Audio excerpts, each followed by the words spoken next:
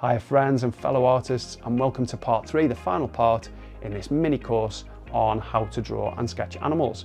Now if you did miss part 1 and 2, I definitely recommend you start with those, especially part 1, because I cover some important fundamentals about proportion, believable shape, placement of features, that kind of thing, so that you can draw pretty much any animal that you want. I'll link to both of those parts in the description below so that you can find them nice and easily.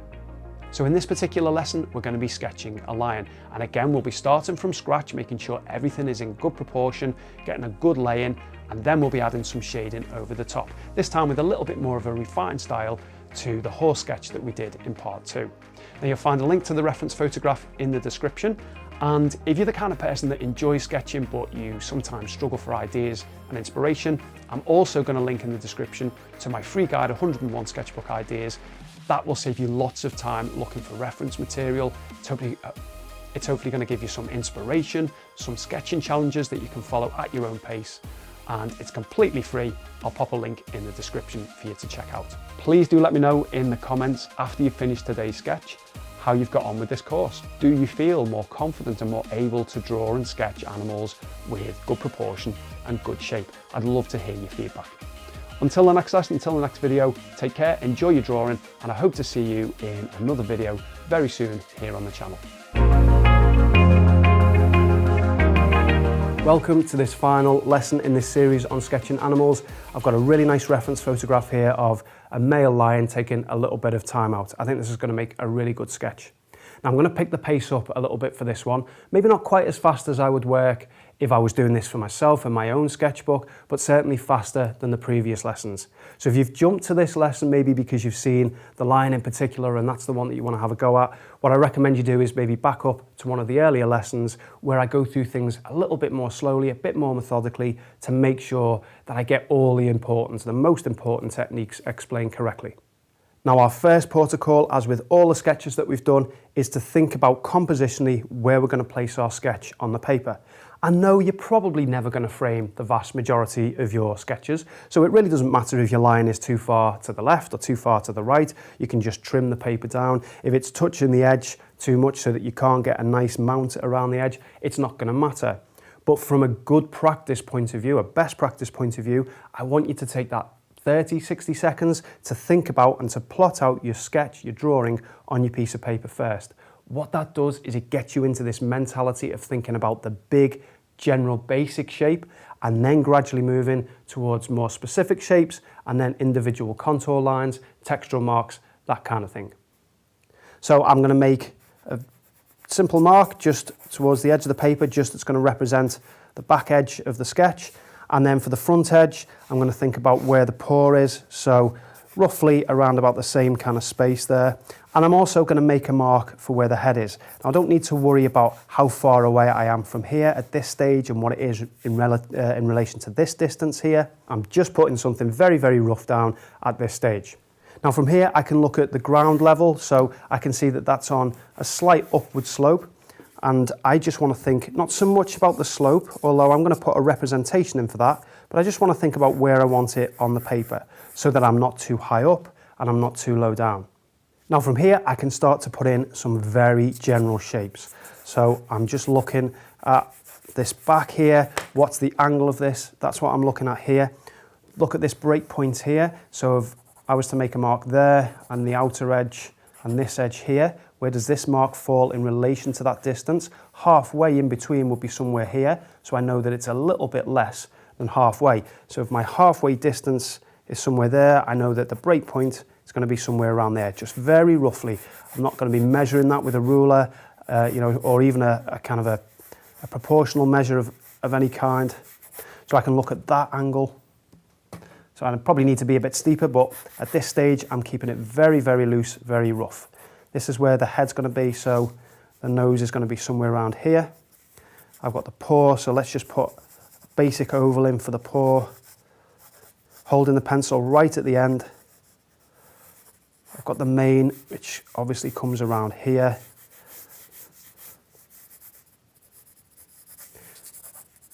Let's go back to this edge. So we've got the tail, which comes round. I've got this paw here.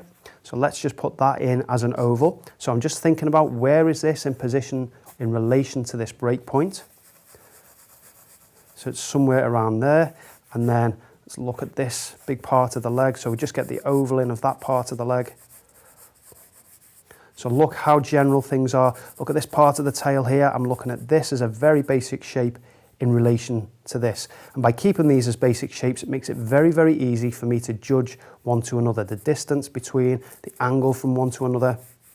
And no, it doesn't matter if you get the tail in the wrong position, that's not going to matter. But if you do that and you're using it as a reference point for other parts of the drawing, it's going to compound and it's going to put things out. So look just how rough and ready that is, how loose and how quick it is. What it has allowed me to do though is see where the overall composition is on the paper, and I'm happy with that, certainly for a sketch of this nature. What it's also given me, and this is much more important, is the ability to start making references from one part of the drawing to the other part of the drawing. Now these references, these reference points, and I'm going to show you exactly what I mean by a reference point in a moment, give you a specific example.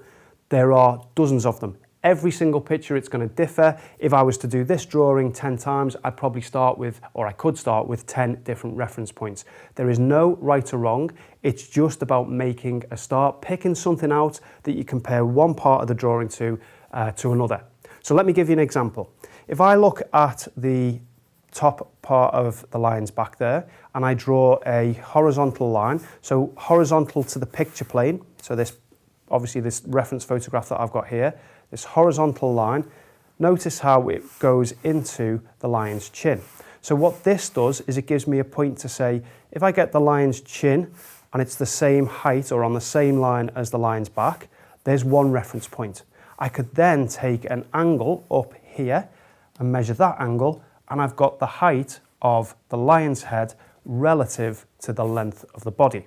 So let's take a look at that. So if I take a horizontal line across, as best as I can see it, and it's always best if you stand up or if you can be a little bit further away from the sketch, you'll see that better. So a horizontal point tells me the chin, the bottom of the chin is going to be somewhere around there, and then I've got this angle that I'm looking at. I don't have to be exact, but it's this sort of an angle here.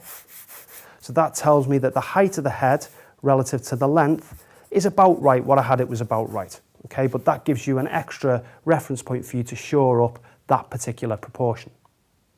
Now let's take another reference point. So there's lots that we could choose from, but I'm going to look at this paw here, and I'm going to see what can I compare this paw to get it in a good position. Well, if I take a horizontal line across, I can see that roughly it's on line with the front paw. There's maybe a slight upward slope there. So that means that this paw is slightly lower down than this one. Now, I don't know that I'm in exactly the right position with this one, so I don't simply want to take this and move it lower down. But mentally now, I know this at some point has got to be slightly lower down or at least on line with this one. So that's another reference point. So what about the mane here? Look at how the foot here sits in relation to the mane. So we can see that the mane is sitting on this break point here of the neck. And we've already established that this break point is more towards the left. It's not quite halfway, it's slightly more towards that side, which is where I've got it. But look, if I draw my mane, as I've put in a basic shape down there for it, look how far away this is from the mane. So this is telling me that really this paw needs to be somewhere up around this position here.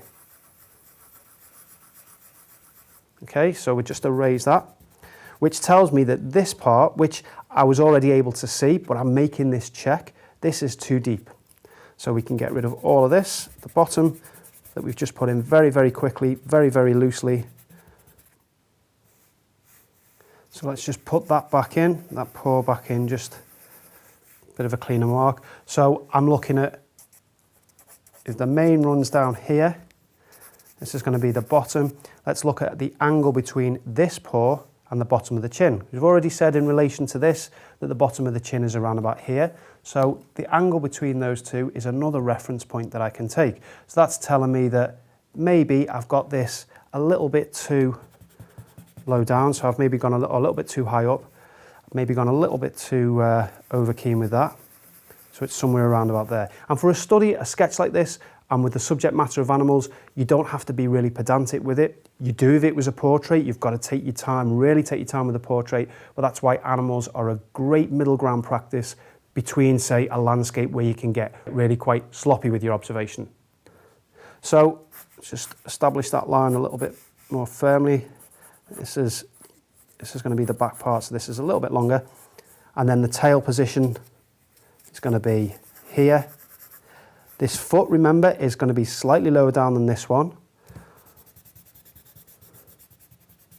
So we can move this one up a little bit further. It's going to be somewhere around about there.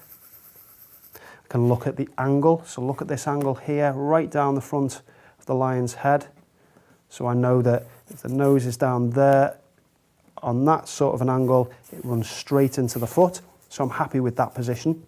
And then let's have a look at these shapes in here. So look at this nice piece of, I suppose you could call it a negative shape, but it's just an abstract shape. So rather than seeing this part of the leg and trying to draw it in as a leg, let's take a look at this as a triangular shape. It's even got this mark in here, which helps to see it as a really clear triangle. So I can see that it's starting about where the paw is.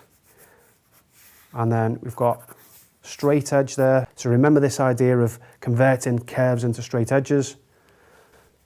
And then the top of the leg comes up there.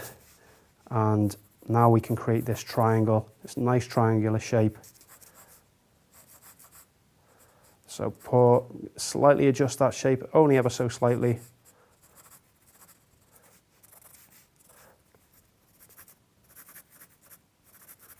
So the tail needs to be just adjusting things all the time. And when you keep things really loose and really quick, you're willing to make these adjustments. And that's the most important thing. It's not about getting it right first time. Got the tail that comes down here. So I can even look at that little negative shape there. All good practice. So tail is more here. Seeing this shape here.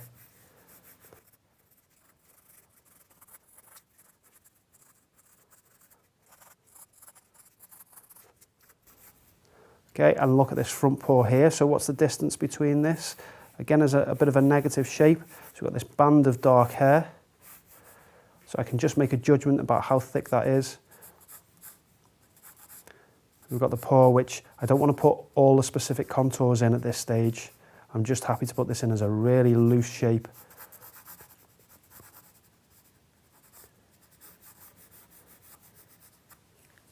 Let's just clean this area up so we can just deal with the head with a little bit less,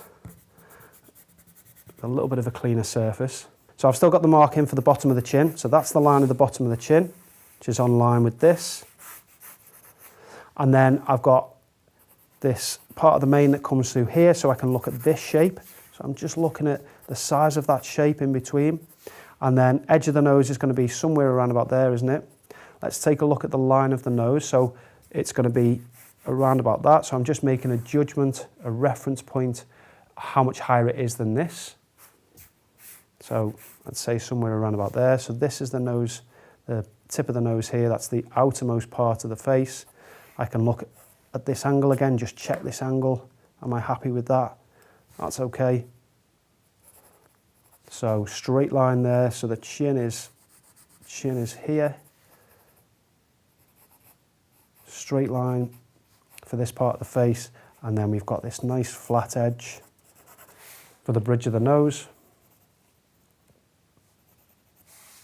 How do I know how long to make this? I could start making comparative measures, so how long is this line maybe in comparison to this one? But a much quicker technique, one that I go back to time and time again, is to look at angles. So what is the angle here between the foot and the eye? I'm using the pencil here just for demonstration purposes. When you do this enough time and you look at angles, enough times, it becomes second nature. You can just look at that angle, visualize the angle between the two. You don't have to keep laying your pencil backwards and forwards. Do that in the early stages as you're familiarizing yourself with these techniques, but in time, you'll be able to drop that.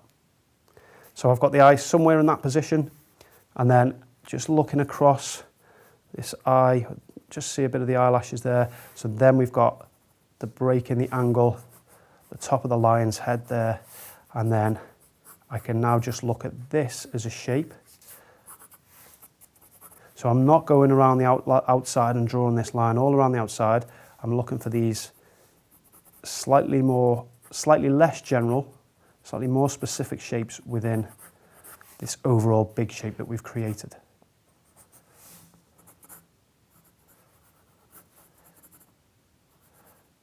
Okay, so let's look at where the mane is coming out. So I'm putting it up here, but look how close it is. That's another reference point. How close is it to this eye? What's the height above this eye here? So I probably need to be a bit more around here, and then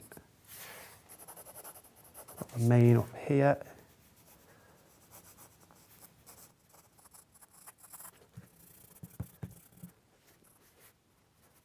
So this eye is slightly too far to the left, just needs to be a bit more in the centre of the shape. There we go, and then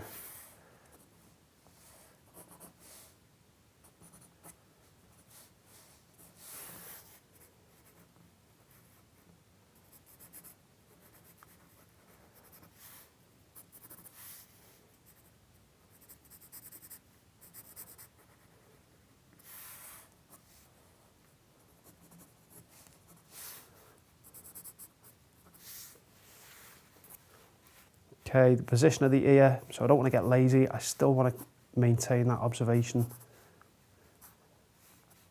So we've got this fur here, haven't we? And then ear's going to come here, we've got this part of the mane, before we've got this dark piece here.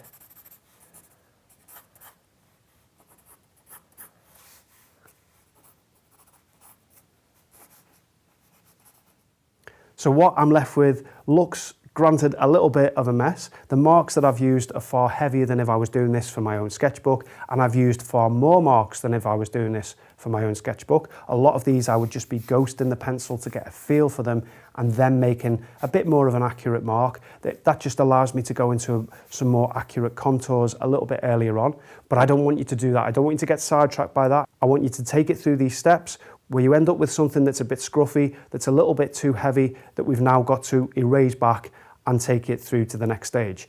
If you do that, yes, the process is a bit more methodical, but it's like anything. It's like learning to drive. Initially, the whole process is very conscious, but you're getting it right. And it doesn't take a lot of practice of doing things correctly, doing things right, before it starts to have more flow, before you can start cutting corners that you know aren't going to have a negative impact on your sketch. That's much more efficient than trying to jump ahead and draw with lighter, neater marks, fewer of them, but getting it wrong, missing those overarching principles. So I'm going to erase this, and then you can see me draw it back in. I'm going to draw it back in quite quickly.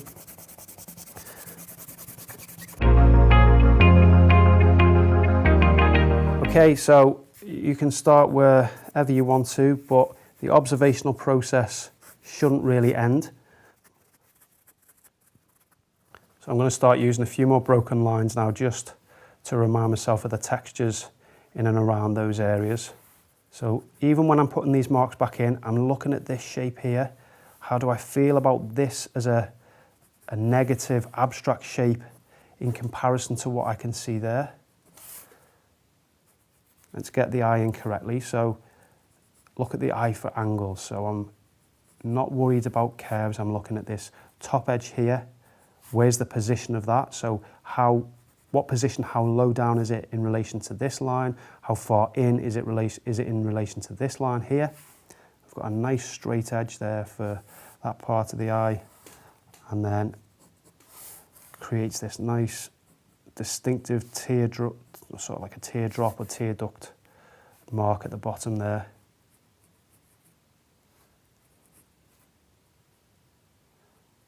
And just showing the pupil. Okay, if I take this line down, that takes me nicely into the nose. So what I can see is this shape here, and I think mine is just a little bit too wide, so rather than move the eye, let's just bring this in ever so slightly.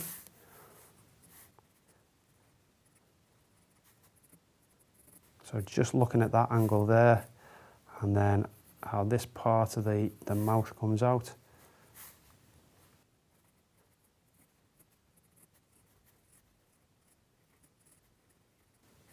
And then let's look at this as a shape. So this is just a simple shape, the bottom of the chin, but it's quite an easy one to distinguish because it's this enclosed shape. It's a nice enclosed basic shape. And then we've got the mane that comes around here, and there's not a great deal of distance between the bottom of the chin is there and where the leg is. So my leg, if I put a bit more of the mane in, my leg was maybe just a touch low down.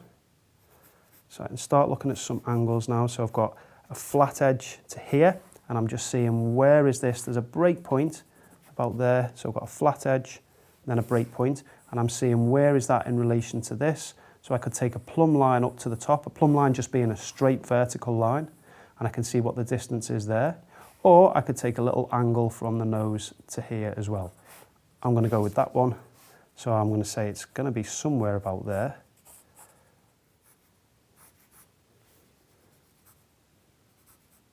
So again, let's just break this paw into straight lines. So I can get a straight line to here, out a bit, and then this is a nice straight line.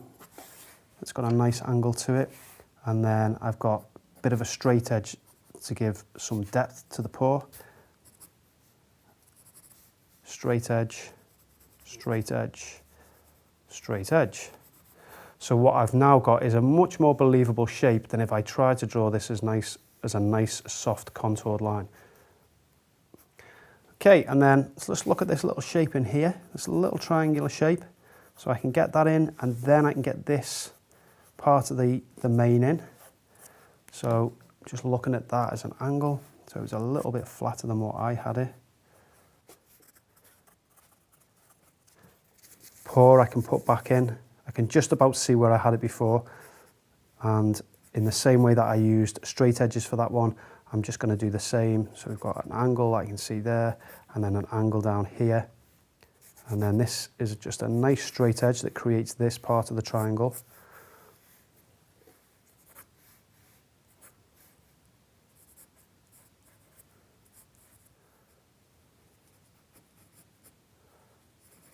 There's the tidied up, more accurate line drawing, and it is more accurate than that first stage that I erased, but it was only because I had that first basic blocked in stage that this process was actually really quite quick and quite easy.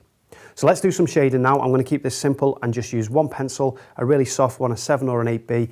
If you want to spend a bit more time on it, make something that's a bit more refined, a bit more impressive, then just add a couple of harder pencils, the HB, maybe a 2 or a 3B. But the trick is, don't have too many. You know, 3 pencils is plenty even to create quite a detailed drawing. So just the one pencil to hand then. This is the 8B. What I'm going to do, because these don't hold a point very long, is start with the finer details. So I've obviously got the eye there, and it's got some really nice dark tones that outline the eye. So it's not often at all that you get outlines or the ability to outline in nature. This is one of them. Bit of detail on the eye there, and then what I like to do is just establish the other eye. In this case, it's just a bit of an eyelash that's sticking out, just because that helps me get them in the right place comparative to each other, which is really, really important. So really all I'm doing here is colouring in, basically colouring in the shapes that I've already laid down.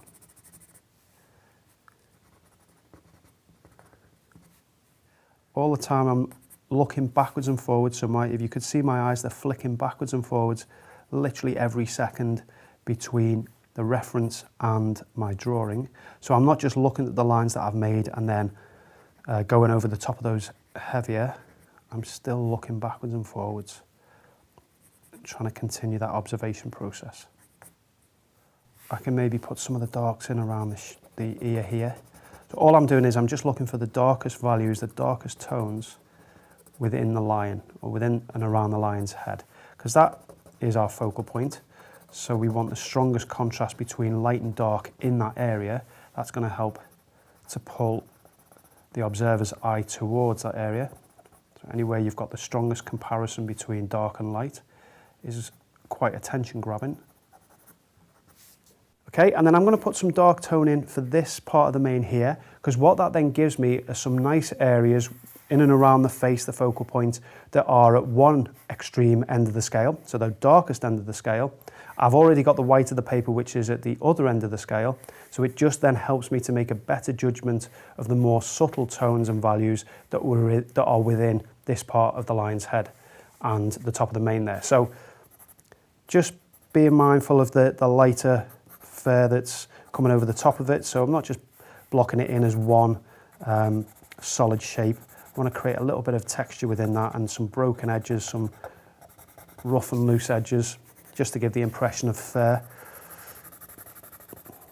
And then even within this, look how there's darker areas. So I've kind of put not using full pressure, bit more of a mid-tone down first, and then I can start to pick out darker areas within that.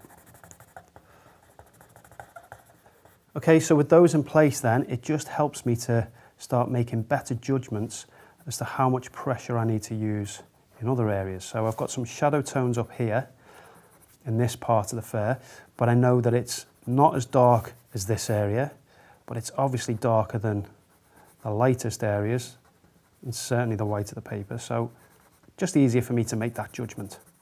So this little bit of a shadow that's just going down the center of the lion's head. And then look how there's just a bit of shadow tone coming off of that.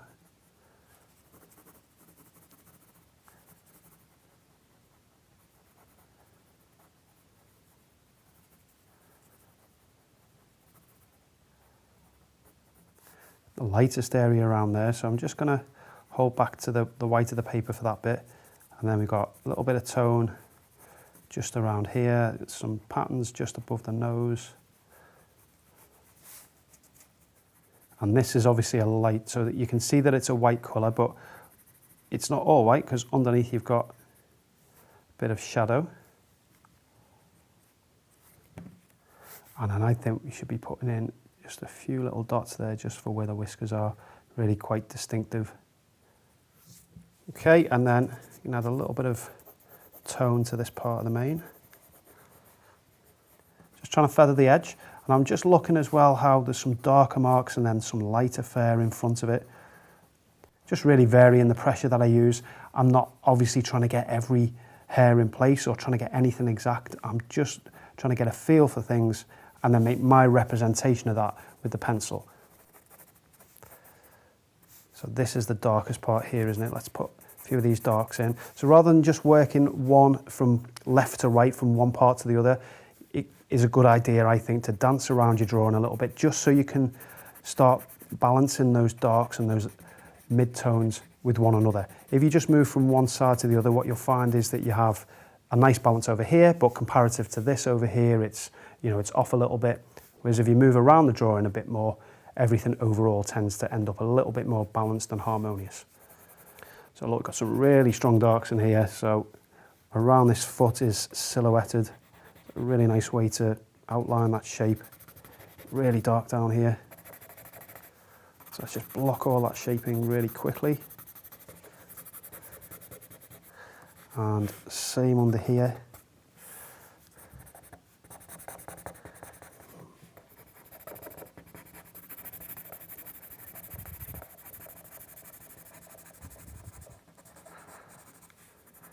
So you can see I'm still holding the pencil at the end. I'm not right down here trying to make really precise marks. That's going to be so much more time consuming. And it's what you have to do if you're doing a really, really photorealistic drawing.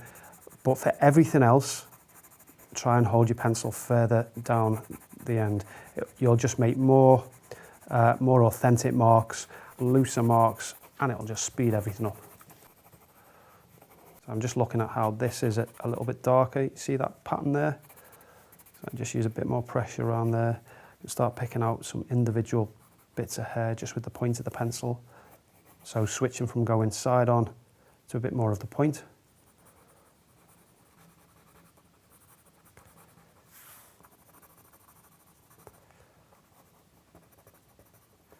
So I look at this area, I'm just going to block the whole thing in, get rid of the white of the paper, side of the pencil.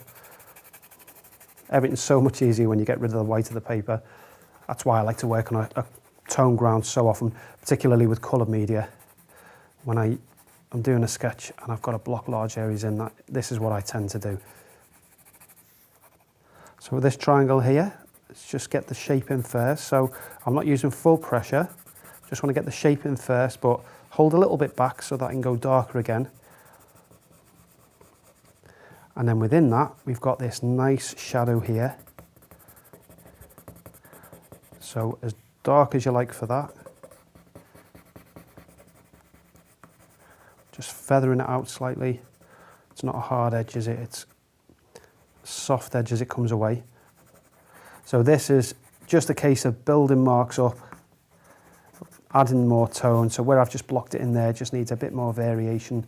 So you can look at little lines and details like these here and just put those in, something akin to those anyway. They don't need to be exact.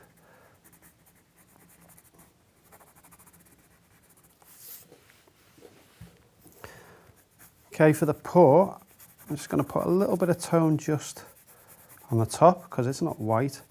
No, it's not the white of the paper. And then what I am going to be doing is putting some really nice strong shadows just for this bottom edge here, because that helps to define the bottom of the leg. So putting these shadows in first just helps you to define that shape a little bit more. Get that in place. And then we've got some shadow tone just on the bottom there. And then really there's not a lot of detail in these paws. We've just got a separation between each of the claws, but there's not much more than that. So I want to keep that nice and simple. Tiny little bit of, just a little bit of tone just to take the whiteness of the paper away. So all that's left then is just some tone in this area. So what you can do really, really quickly, block the whole thing in. And then areas where you think it's a bit stronger, let's just bring those up. So just using a bit more pressure. But by putting that layer down first, where you've got this smoother fur, it just helps to create a bit more of a nicer, a bit more of a softer blend between the two. And that is obviously indicative of the texture that's on this part of the lion, this part of the body.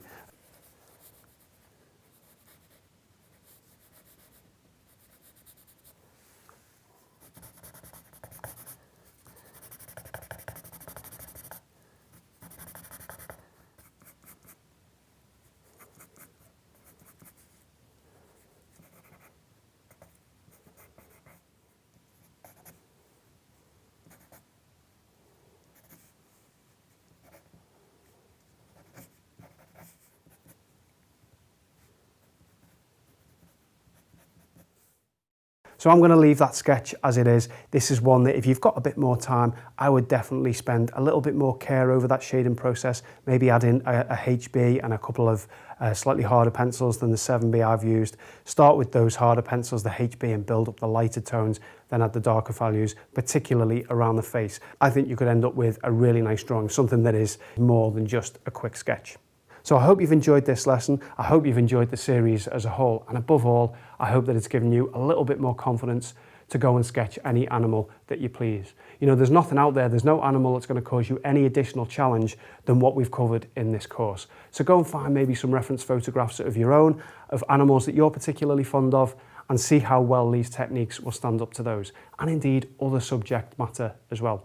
So thank you for watching, and I hope to see you in another course very soon.